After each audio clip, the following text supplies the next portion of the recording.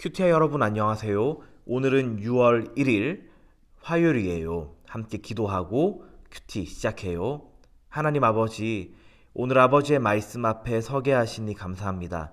이 말씀을 읽고 묵상할 때 우리가 날마다 짓는, 또 우리가 알면서 또는 알지 못하게 짓는 죄들을 단번에 끊을 수 있도록 은혜 내려주세요. 예수님 이름으로 기도합니다. 아멘. 오늘 큐티의 제목은 죄를 끊고 말씀에 순종해요예요. 함께 읽을 말씀은 예레미야 11장 10절 11절이에요. 이 말씀을 우리를 대표해서 남준혁 친구가 읽어드려요. 그들은 옛날 조상들이 저지른 것과 똑같이 죄를 짓고 있다.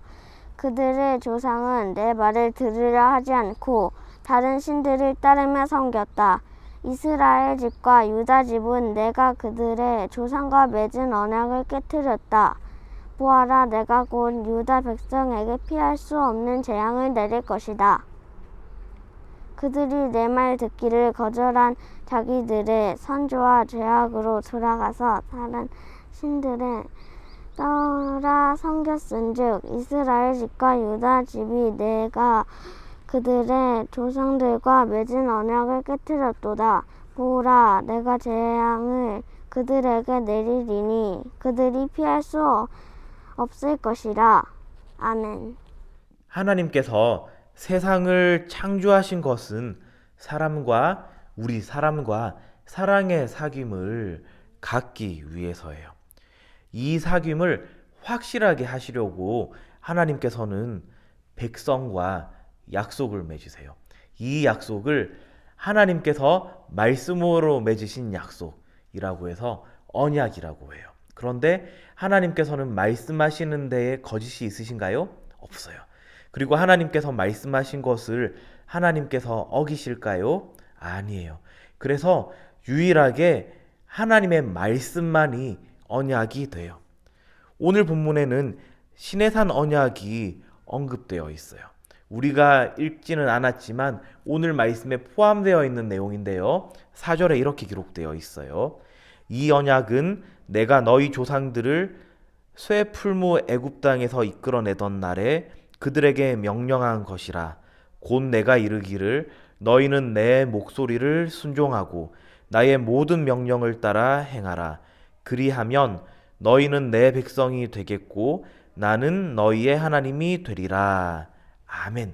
이 내용이 바로 시내산 언약이에요.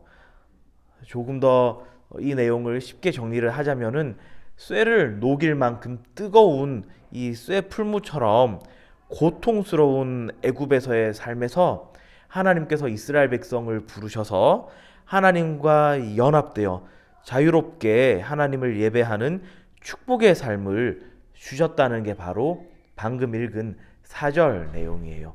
그리고 이 하나님과 연합된 삶, 이 삶을 누릴 수 있는 백성에게 주신 내용이 바로 우리는 5자로 줄여서 시내산 언약이라고 해요.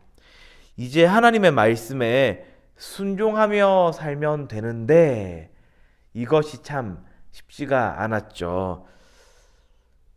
유다 백성은, 그리고 이스라엘 백성은 옛날 조상들이 저질렀던 죄악된 말씀에 불순종하는 삶을 살면서 하나님께서 그들의 조상과 맺으신 그 언약, 바로 시내산 언약을 깨뜨려 버려요. 이제는 피할 수 없는 심판만 그들을 기다리고 있을 뿐이죠. 그런데 결국 하나님의 백성을 아들 예수님을 통해서 구원해 내시죠, 하나님께서. 그렇다면 이 심판의 내용을 어떻게 이해할 수 있을까요? 하나님께서 너희 나와 같이 연합된 백성으로 살아갈 거야 라고 하셨는데 너희가 순종하면 그렇게 하고 순종하지 않으면 그렇지 못할 것이다 라고 하는 이 내용을 우리는 어떻게 이해할 수 있을까요? 그것은 사람은 하나님의 말씀을, 하나님의 언약을 지킴으로써 하나님과 연합된 삶을 살 수 있는데 그 언약을 지키는 것, 하나님의 말씀대로 살 수는 없는 이 불가능한 면을 보여주고 있죠. 이것이 바로 시내산 언약이 가지고 있는 한계예요.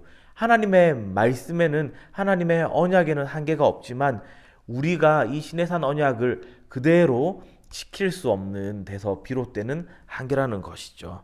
그래서 하나님께서는 백성에게 하나님의 언약을 지킬 수 있는 새 마음을 주신다고 예레미야서 뒷부분에서 말씀하고 계세요. 자, 정리하자면 우리도 말씀을 따르지 않고 계속해서 죄를 짓고 있다면 오늘 이 말씀을 묵상하며 단호하게 끊고 말씀에 순종하는, 하나님께 기도하고 하나님의 능력을 받아서 그렇게 살아가는 QTI 공동체 되길 주님의 이름으로 축원합니다. 오늘의 질문이에요. 하나님께서는 왜 백성에게 재앙을 내릴 거라고 하셨나요? 이 질문의 답은 백성이 계속해서 하나님의 말씀에 불순종하고 우상을 섬겼기 때문이에요가 되겠죠. 다섯 손가락 묵상이에요. 오늘 묵상한 내용을 다섯 손가락으로 하나하나 짚어가며 정리해봐요. 먼저 엄지손가락. 이 본문에서 하나님은 누구인가요? 여러분은 오늘 말씀 묵상을 통해서 어떤 하나님을 묵상해 보셨나요? 저는 하나님의 말씀을 어기는 것을 싫어하실 만큼 하나님께서는 언약을 지키시는 신실하신 분이다는 것을 다시 한번 묵상해 봤어요.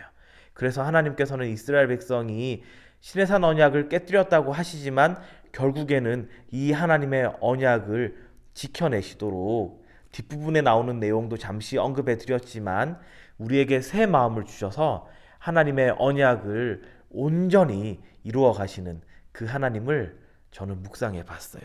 자, 두 번째, 검지손가락. 이 본문이 나에게 지적하는 죄는 무엇인가요?